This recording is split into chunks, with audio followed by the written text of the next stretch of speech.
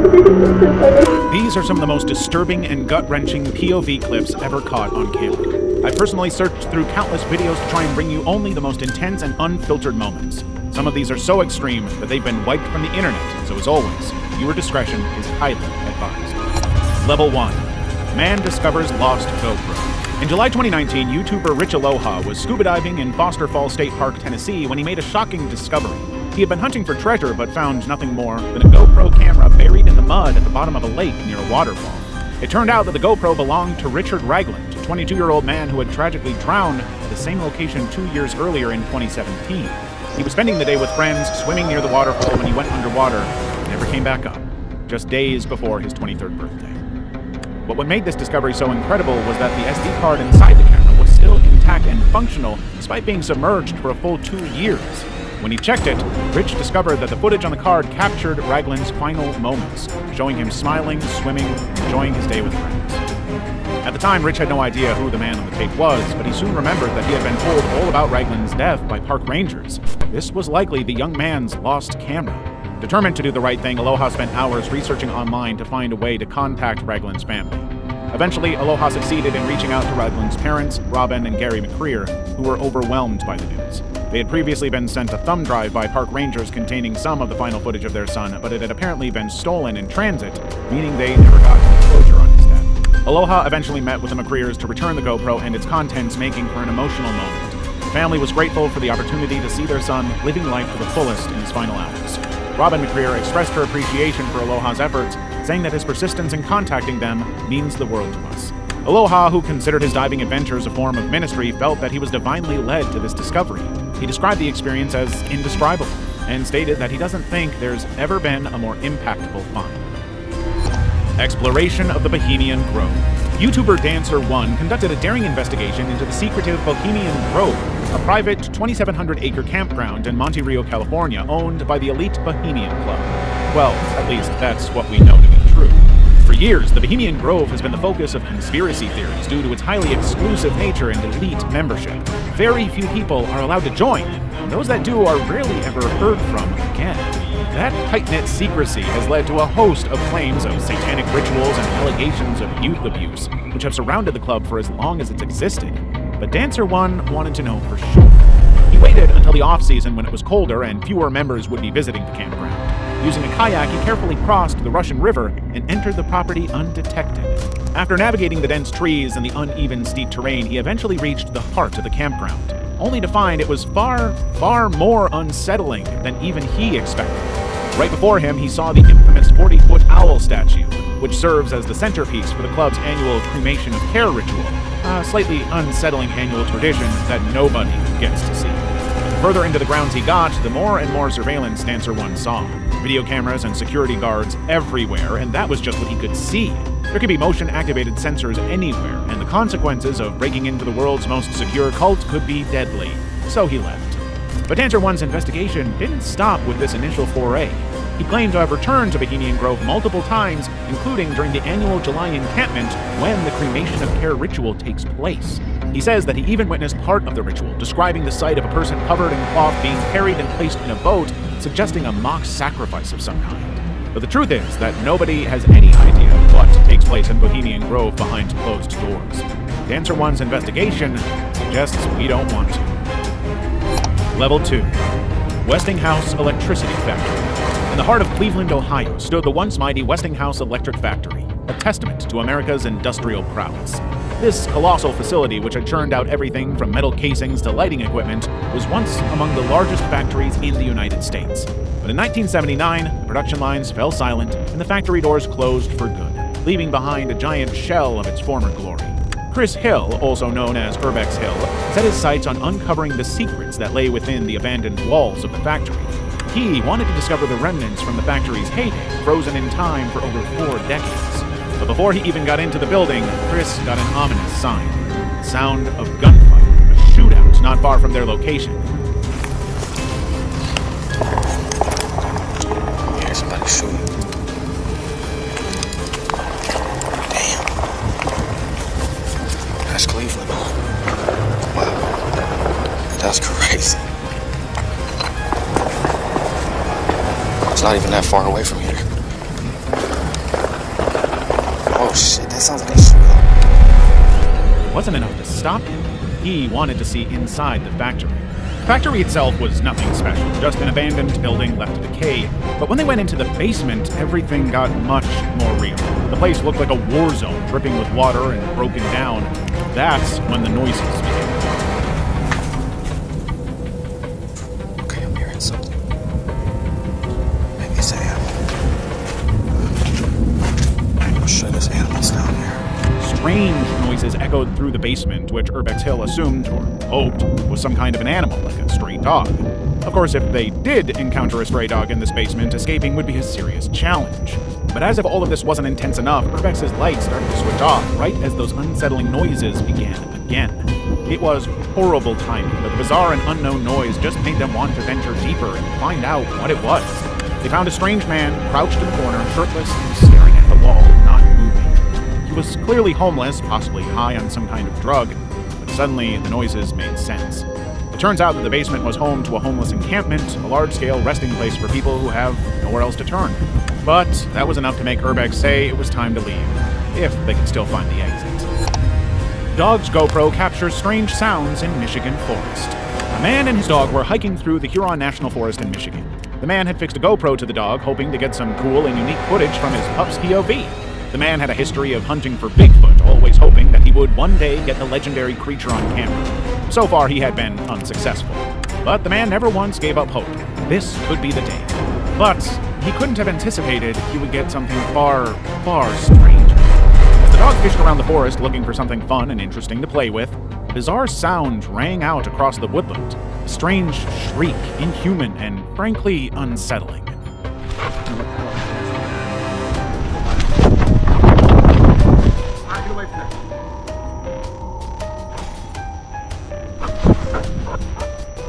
It sounded nothing like any other known animal sound in the world, something more demonic and screeching.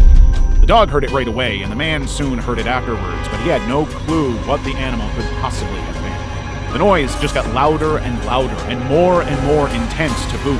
As the dog started going toward it, the man decided that they had to leave. It was too dangerous to go and chase the sound of an animal they had never heard before.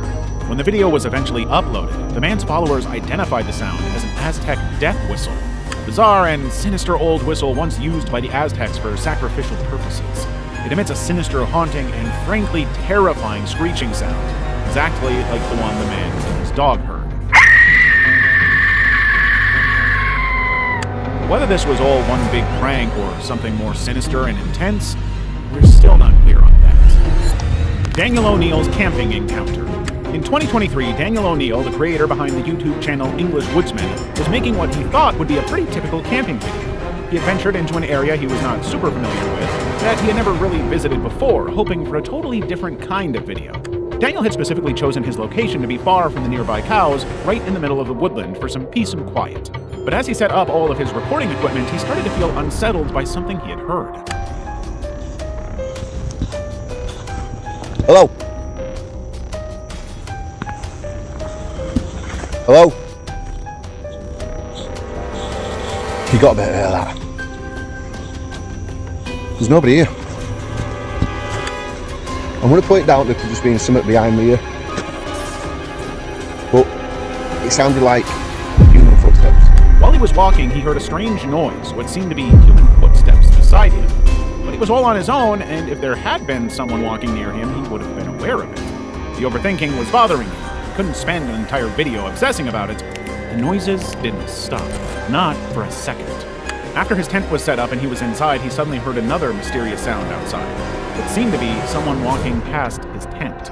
He dismissed it again, convinced that he was now just hearing what he wanted to hear. When he played back the recording, he confirmed that the sound was real.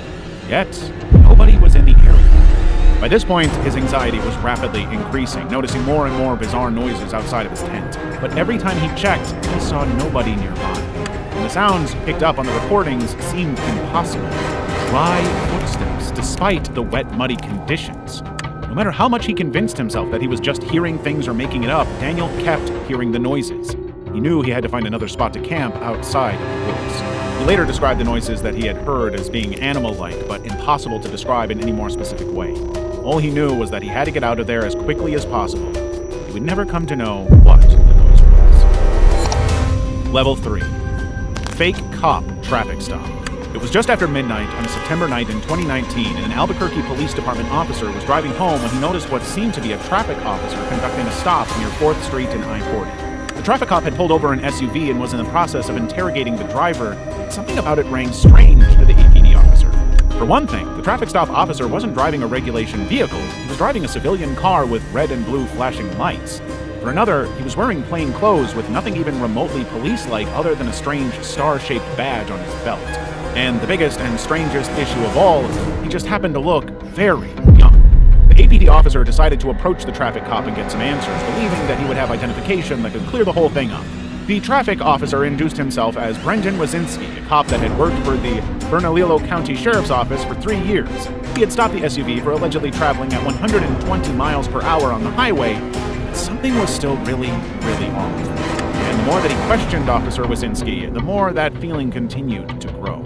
Officer Wazinski couldn't produce proper identification. His birth year, 1994, didn't match the registration of his vehicle, suggesting that wasn't his car. And he wasn't wearing appropriate police attire or equipment. Only at this point did Wazinski admit that he was not and had never been a cop. I'm just gonna be straight up honest with you. I'm not a cop. Okay. I'm just gonna be. Where'd you get that badge from? I bought it offline. Okay. Do me a favor, stay in here, okay, for a second. He had purchased the badge online and fabricated his story about being a deputy, expecting to get away with it and secure a bribe from the people he was pulling over. Wazinski was arrested and charged as an adult with impersonating an officer. During questioning, he changed his story multiple times, at one point claiming the badge belonged to his deceased father, a claim the sheriff's office couldn't verify. In the end, all that they knew was that Wazinski had lied about being an officer. Everything else remained a total mystery. Fishing next to an active dam. In 2022, a YouTuber called Skyler, or The Sky Life, decided to make a fishing video. But he wanted to go fishing in a unique and different spot, settling on a bank next to the very active Phoenix Dam. The signs all over the area had warned of danger, urging people not to fish in the water. The official guidance was that there would be 3 loud sirens signifying that the dam was about to release and flood, but Skyler didn't. He thought the odds of that happening were so low that it was almost irrelevant. At first, Skyler's experience was incredible. After a series of failed fishing attempts, he was getting a whole bunch of impressive catches. Smallmouth and largemouth bass were coming in left and right, and he believed he was about to catch a real big one. A giant, unidentified fish that nobody had seen before. But the fishing trip was suddenly interrupted by a loud, blaring noise. A siren.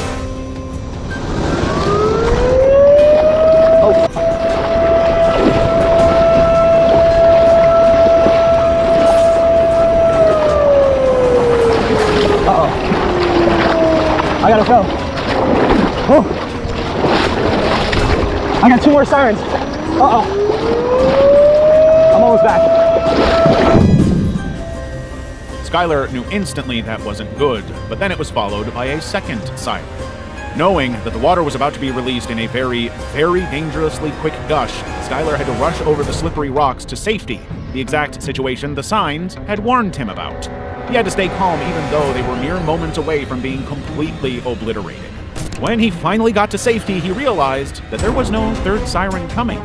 The entire thing had been a false alarm, possibly triggered to deter him from fishing in the area. The water wasn't rising, nor was it ever going to rise. In his rush to escape the scene, Skyler had injured his leg, another risk that the signs had warned him about. He had a good time fishing while he did, at least. Despite initially dismissing the warnings that had been laid out all over the area, Skyler finally had to admit that he should have listened. He told his viewers to respect the warnings, to be safe, and to not go fishing next to an active dam. Orca encounter. In Norway, a group of tourists climbed on board a big wooden boat heading out into the fjords in hopes of seeing some orcas in the wild. Of course, there was no guarantee that they would be able to see any, but just as the sun was starting to go down, they had some luck. An orca passed by their boat, and then another, and another. Within a matter of minutes, they found themselves in the middle of a massive pod of whales, with dozens and dozens of the orcas surrounding them and passing peacefully. It was an incredible view, but of course, everyone was terrified. The killer whale is one of the biggest animals on the planet, an apex predator that has more than earned its reputation in the world. And while they don't usually tend to attack humans, there have been multiple cases of that happening. In 1972, a surfer in California was bitten on the leg by an orca but survived. In 2005, a 12-year-old boy in Alaska was bumped by an orca while swimming but not injured. And in 2014, a diver in New Zealand was pulled underwater by an orca grabbing his catch bag, but escaped unharmed. All other cases of humans being attacked or killed by orcas have happened in captivity. But that doesn't mean that seeing this many this close is not terrifying. Fortunately for these people, the orcas had no interest in harming. Hidden basement discovered. A man had recently moved into a studio apartment in England, having agreed to rent it without even seeing it once. The cost of living in the UK had skyrocketed, and all he really wanted was a small, nice space for an affordable amount. But when moving day arrived and he came to see his new home for the first time, he started to realize exactly why the rental price was so low in the first place. The whole vibe of the place was strange. It was a beautiful old building with high ceilings, a 19th century monastery-type design with mirrors everywhere. The bedroom was so small that he couldn't even stand up. But none of that was anything compared to the strange candle on the floor. He believed that the apartment was built to contain some additional underfloor storage, but when he opened it, he found that it went much, much deeper than he had anticipated. Alone in his home at 10 p.m. with nothing more than a camera and a torch, he ventured down into what he described as the dungeon of the house. The dungeon was covered in graffiti with a bricked-up window, a bizarre trench with a grate that he suspected was a burial ground, and what appeared to be a brick seat or a sacrificial altar. It had all the hallmarks of some kind of ceremonial sacrifice dungeon. But the dungeon was even bigger. The further he got, the more it became clear why the rental price was so low. Anyone who came to see the property would have seen the sacrificial room and fled.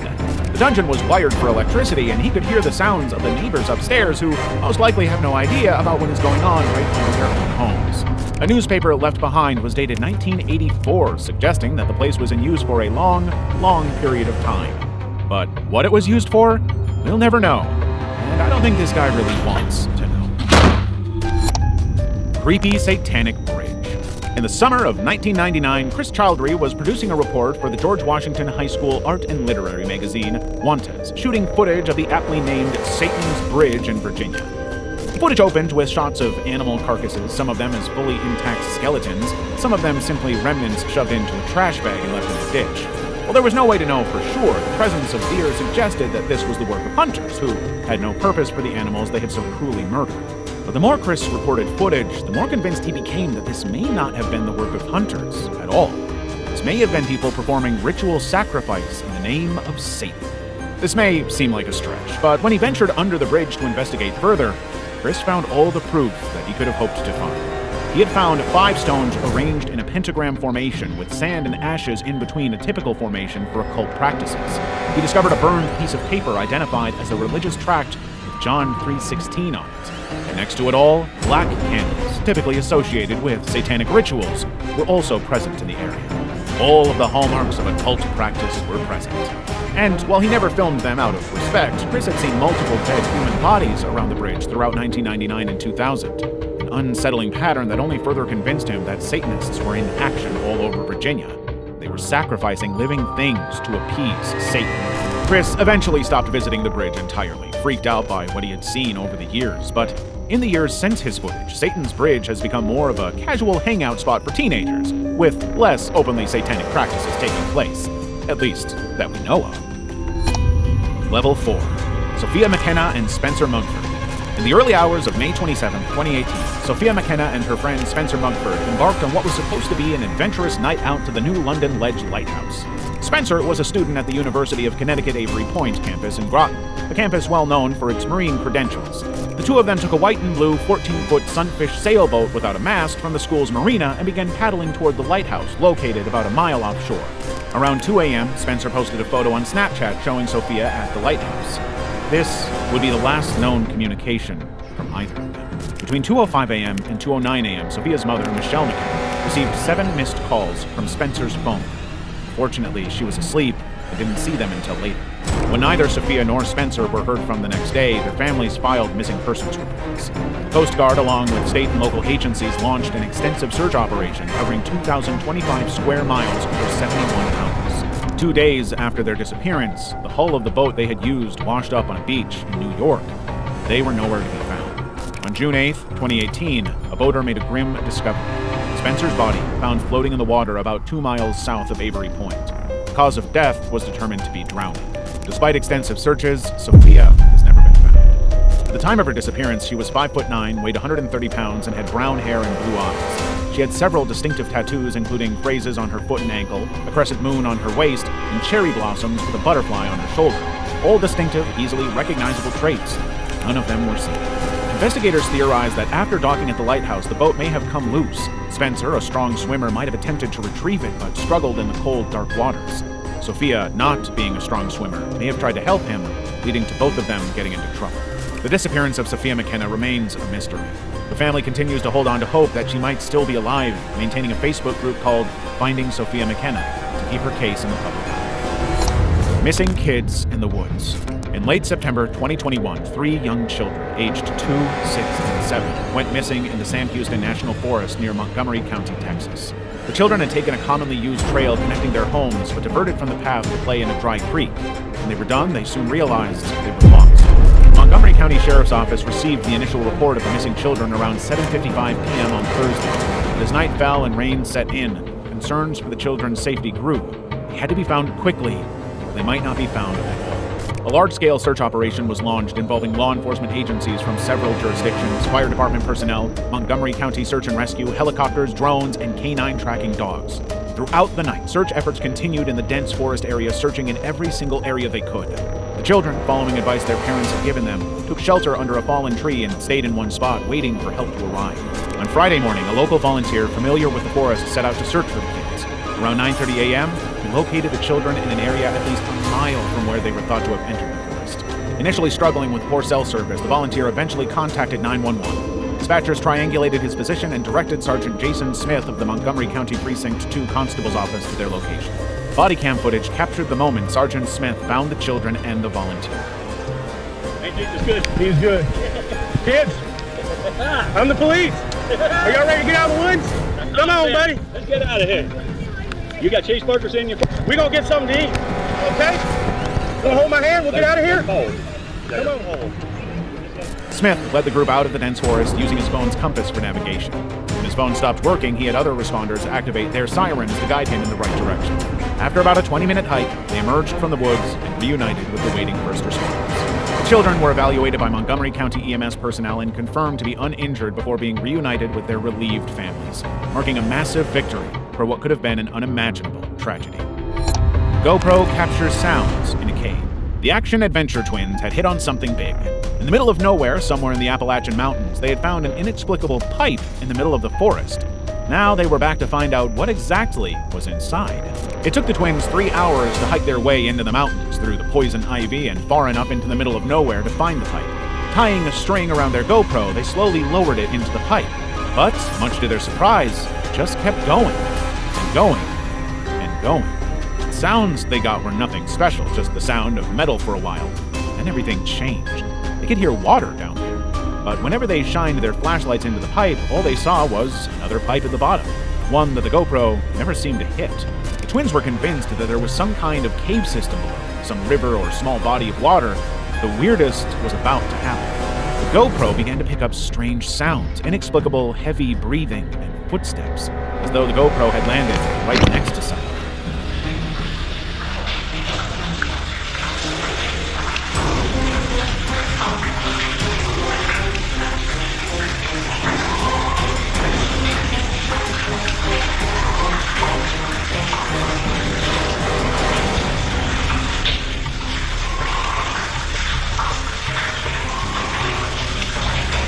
The GoPro hadn't come into contact with anything solid.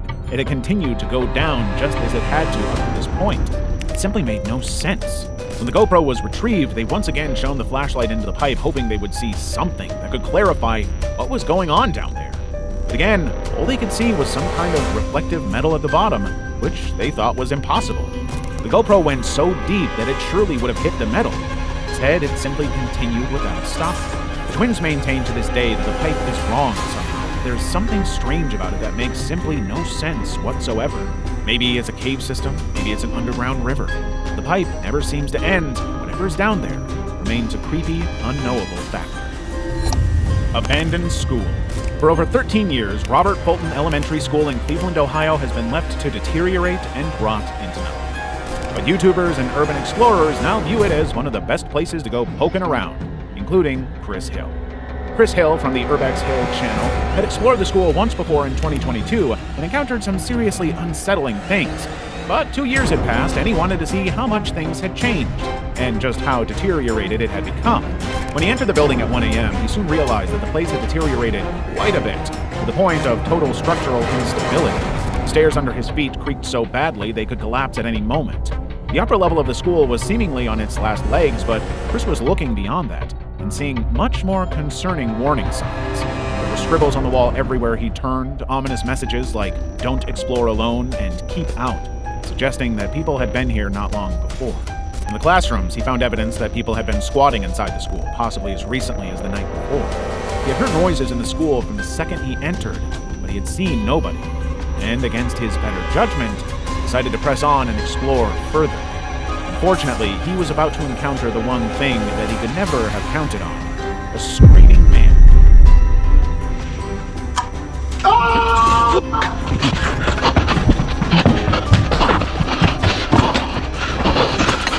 Somebody's in there. Oh, shit. I don't know if he's chasing me or if this. Oh, fuck. That scared the fuck out of me. Chris had no idea who the guy was, where he came from, or what he wanted. It was enough of a warning to get him the hell out of the place. When he finally got out of the school, Chris reflected on the whole experience, concluding that the guy was most likely a squatter. He was probably worried that Chris was robbing him or taking over his territory. When he went back to review the footage later, he realized that he was never actually on his own. The figure had been seen earlier in the background, quietly shifting from one room to another, always keeping an eye on Chris. Level 5. The Note and the Bras. It was August 2020, and a man named David was using the Randonautica app, a unique application designed to generate random coordinates for the user to go and explore. David believed that the coordinates he had been given would lead him to something fascinating, exciting even. When he reached the site, he found something that was completely, unsettlingly creepy. The location was a mess, with a fire pit sitting right in the middle of a clearing, and some strange items all around. Multiple bras were perfectly arranged on a tree branch, scattered condom packages were littered on the floor, and a handwritten note requested a cell phone number. David knew that this whole thing was creepy and kind of messed up. The bras and condoms suggested some kind of intimate adult activity, but the fire pot was an unsettling addition to the whole thing. He started to feel as though many women had come to this very spot only to be harmed and sacrificed. And even though he knew that the smart thing would be to turn and leave without even stopping to think, he put his number on the note as requested, leaving his personal contact information behind. In his mind, this would be the first step in a long adventure, or a total unrepenting nightmare. David didn't hear anything back for a while. He thought that the whole thing was totally futile, some weird prank that would never go anywhere. But then, out of the blue, he got a text message from an unknown sender. When he opened the message, David was horrified and deeply unsettled to discover that the sender had sent him his own home address. David knew that he had only put his phone number down, but now he was convinced that he was being stalked. Nobody knows what happened to David after this part of the story, and many unanswered questions remain about the scene that he found in the woods, but none of them can ever be answered. And those who do know the answers likely aren't around anymore to share them. Apitor, Tor Ekhoff. Tor Ekhoff, or Apitor as he was better known on YouTube, was a massive social media star. With a 1.2 million strong following on YouTube and content with over 389 million views, he had made a name for himself by showing off travel videos showcasing the beautiful landscapes of his home, Norway. But Apitor was not just your run-of-the-mill travel content creator. He wasn't interested in only showing the gorgeous landscapes of his homeland. He would film himself performing dangerous, unthinkable stunts, usually involving ice skating on thin ice, diving into icy waters, and drinking vodka in extreme conditions. And his followers loved him for it. One day, he posted a video titled, "I am not dead, I am 57 today." It was his 57th birthday, and he was doing basically all the stuff that his fans came to his channel for. He was immersed in what looked like a freezing outdoor bathtub, drinking vodka straight from the bottle. But what the fans didn't know is that this would be the last time he would ever be seen. On November 22nd, 2021, Ekhoff was filming a video at Jakobs Dam near the town of Kongsberg, Norway. The video was going to be one of his usual stunts, seeing him skate on frozen lake water. But today, the ice broke and pulled him into the freezing lake water. Witnesses could hear his screams for help from a distance and quickly alerted emergency services. Within a short space of time, divers managed to rescue Ekhoff from the icy lake, and he was airlifted to Ullevål Hospital in Oslo. Yet, despite the efforts of medical professionals, Ekhoff succumbed to his injuries on the same day. The He'd been underwater for too long, and doctors were unable to save him. The news of his death was a massive shock for his fan base, especially given that just days earlier, he had posted a video celebrating his 57th birthday. In his honor, his fans shared messages of how his videos brought joy to them. His partner, Tova Sharvin, shared a heartfelt message on Facebook describing the loss as indescribable and thanking Edkoff for the memories they shared. He was no longer alive. His memory would never die. Pilot crash. It was November 2019, and a student pilot was flying alone in the single-engine Cessna 172. The Cessna had long been described as a friendly plane to fly for a new pilot, but something was going very wrong with this one. On the approach to landing at North Perry Airport in Pembroke Pines, Florida, the pilot was experiencing difficulties.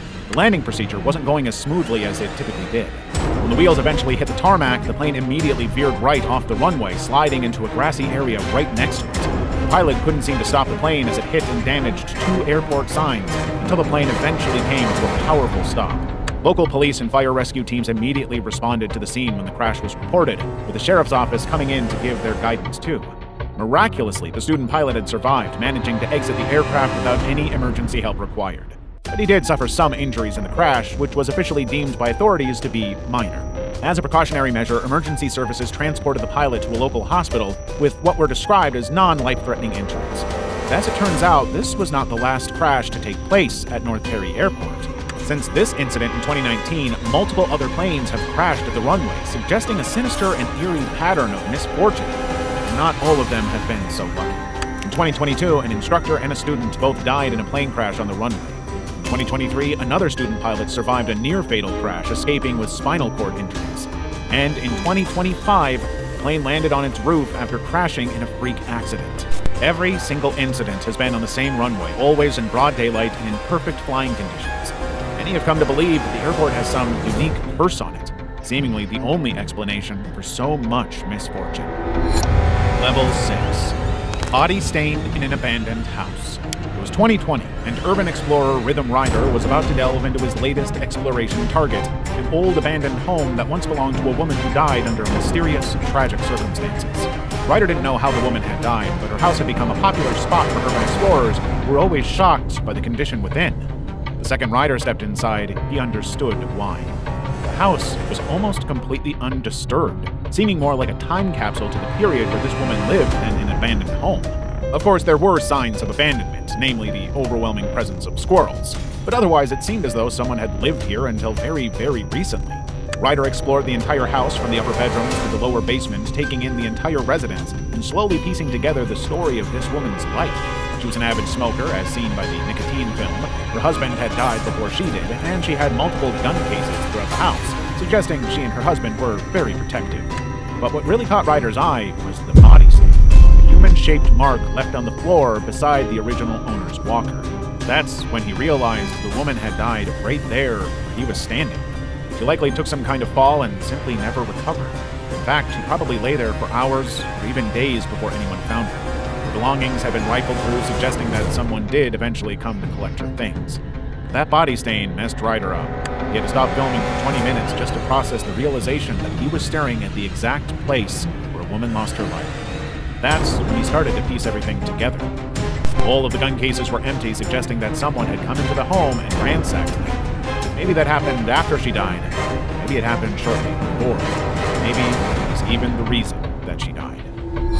Dangerous wires on Rampart Range trails. In July 2017, authorities became aware of an increasingly dangerous trend going on in the trails of Colorado. Wire booby traps had been set up among the forest high enough that a biker going at speed would almost certainly be decapitated. The first wire trap was reported on July 2nd, shortly after the trail opened to motorcycles for the season. An 18-year-old man had been riding his bike through the trail only to get caught in the wire and strongly yanked off the bike. He survived his injuries, suffering only 2 broken ribs. This video shows the discovery of the second. The local dirt biker just happened to notice the wire before impact and immediately pulled out his camera to capture what was going on. The trails are open to pretty much everybody, including hikers, horses, bicycles, and motorcycles, but it was pretty obvious that the traps were specifically targeting off-road riders. The reason why, nobody has any idea. It's suspected that the culprit would have been someone who opposed motorized vehicles like motorcycles being used in the area, hoping that by threatening their life, it would be enough to end it. Instead, all they did was almost end someone's life to prove their point. As a precautionary measure, the U.S. Forest Service temporarily closed the trail to all users while the investigation continued. The outrage spread almost immediately. Turns out this is not the only incident in Colorado. For years now, unknown culprits have been doing everything they can to try and dissuade bikers from using the trails. Decapitation wires are only the most recent in a long series of booby traps. Authorities have also been called out to investigate the use of spike strips, used to dangerously pop the tires of the bikes and send the riders careening off the trail, possibly to their deaths. Other incidents have seen holes being dug and barely disguised for the same reason. It's obvious that someone in Colorado wants to put an end to the bikers on the trails. Exactly who those people are remains an open question for law enforcement. Jacob Cockle. It was May 28, 2013, and in Cornwall, England, a 28-year-old photographer named Jacob Cockle was on his way to see a real-life whirlpool. Jacob was hugely successful for his age, thanks to his daring approach to photography and his love of the ocean. He had captured some of the most incredible award-winning images in British journalism, all because he was not afraid to risk his life for the shot. That bravery had just won him a 28,000-pound trip to Antarctica. But before he went, he wanted one incredible shot. Jacob had gone to Carsnew Pool, a notorious area for whirlpools, with his friend David Rain. David was going to film Jacob as he swam inside the whirlpool, an exceptionally dangerous plan, and one that signs all over the pool strongly warned against due to the strong currents. Just to make the footage even more incredible, Jacob insisted he would be wearing a plastic horse's head. When he got into the water, Jacob managed to avoid being pulled down by the current by swimming backward, a trick that allowed him to enjoy the thrill with minimal risk. But he wanted a better shot. He wanted underwater footage. Using a GoPro camera, Jacob dove beneath the surface for one last shot. He would never resurface. When Jacob didn't come up, David started to panic. He went searching the area, looking into the drainage tunnel in hopes that Jacob had washed up, but he didn't. There was no sign of Jacob anywhere. Then, David spotted, floating face down in the water at the other end of the pool. Despite immediate efforts to save him, including CPR administered by David and a passerby, Jacob was pronounced dead after being airlifted to the Royal Cornwall Hospital. The coroner's report concluded that Jacob had died from drowning, with trace amounts of ketamine found in his system, though not enough to cause intoxication. Jacob's death was ruled accidental, with the coroner acknowledging him as a competent swimmer but also a calculated risk-taker. His untimely death shocked the community, with his funeral drawing so many mourners that the church reached maximum capacity. A year after Jacob's death, the drainage system in Hale Harbor was altered, eliminating the formation of the whirlpool that had fascinated and ultimately claimed Jacob's life. Level 7. Killer Vlogs Murders. On April 22, 2012, Peter Keller, a 41-year-old survivalist from North Bend, Washington, murdered his wife Lynette and daughter Kayleen, shooting them both in the head. He went on to execute their family pets, setting their home on fire to destroy the evidence and cover his tracks before disappearing into the wilderness. But Peter had long planned this. Over the course of 8 years, he had secretly constructed an elaborate 2-story underground bunker in the dense forests near Rattlesnake Ridge. His hidden fortress was meticulously designed and stockpiled with supplies, weapons, and ammunition. He was convinced that the apocalypse was around the corner and that it would be merciless and brutal on just about everybody. In his mind, murders were actually acts of mercy. But law enforcement was on the hunt for him. Detectives pieced together clues from recovered computers, cell phone records, and even enhanced photographs found in the burned house. These leads, combined with old-fashioned detective work, eventually led them to the vicinity of Peter's hideout. Peter's bunker itself was a marvel of DIY engineering. Built 20 feet into a hillside, it featured log cabin walls, multiple levels, and was equipped with a generator, police scanner, and various survival gear to prepare himself for the eventual apocalypse. Now, as authorities closed in, a tense 22-hour standoff ensued. SWAT teams surrounded the bunker, eventually using explosives to breach its roof. On April 28, 2012, they entered to find Peter Keller dead from a self-inflicted gunshot. But it wasn't until he had died that the police found the most disturbing piece of evidence yet, a video diary that Peter had recorded around 2 weeks before the murders.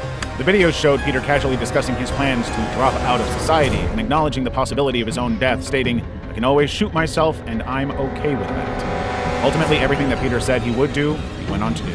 At no point did he ever hesitate on his plan. It's pretty clear that he always intended to do this. Whether or not he truly believed in the apocalypse, however, or just used it as an excuse, is unclear. Elaine Campione. On October 2nd, 2006, Frances Elaine Campione was recording a video about her failed marriage. When she was 20 years old, Frances moved to Ontario, met Leo Campione, and married. Their relationship deteriorated, leading to a bitter divorce and custody battle.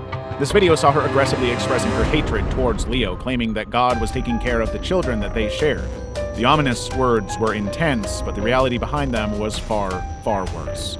3 years of physical, emotional, and mental abuse that I endured tremendously by Leonardo Campioni, and in the past year from Anna and Diego Campioni, the mental and emotional abuse, which wouldn't stop, and I had CAS keep bringing these two people into my life over and over again when I kept telling them the amount of mental and emotional abuse it was causing my 3-year-old daughter Serena and I and Sophia. It was horrible and uncalled for, and I want justice to my family for what they have all done to us. I cried out for help. They should have charged him for the assaults he did to me, the assaults he did to my oldest daughter Serena, and they did nothing for us. Their 2 young daughters, Serena and Sophia, no older than 3 years old, were both dead. Frances had drowned them in a bathtub of their apartment for no clear reason whatsoever. After the drowning, she had dressed the girls in pajamas, posed them on a bed, and attempted suicide herself. She wasn't successful. Now she would have to seriously pay the price for the crimes she had committed. Frances was charged with 2 counts of first-degree murder. Her trial lasted 7 weeks, during which her lawyer argued for a not guilty verdict by reason of insanity. The defense highlighted Frances's history of mental illness, including multiple stays in psychiatric wards, suicide attempts, and paranoid delusions. The argument, they said, was that this would always have happened. The video evidence kept coming back, showing that Frances was psychologically there, very conscious that what she was doing was wrong, and done with the intent of hurting her ex-husband. November 5th, 2010, a jury found Frances guilty of first-degree murder. The verdict indicated that despite her mental health issues, she was always aware that murder was wrong. Frances was sentenced to life imprisonment with a minimum of 25 years before parole eligibility. Frances filed against her convictions, but in 2015, some of these were denied by the Ontario Court of Appeal. In a controversial move, Judge Alfred Stong, who presided over the trial, made comments after the verdict suggesting that if he had the power, he would have overturned the jury's decision. He implied that Frances's actions were a result of the abuse she had suffered at the hands of her ex-husband. But for most people, Frances's actions were simply beyond her guilt.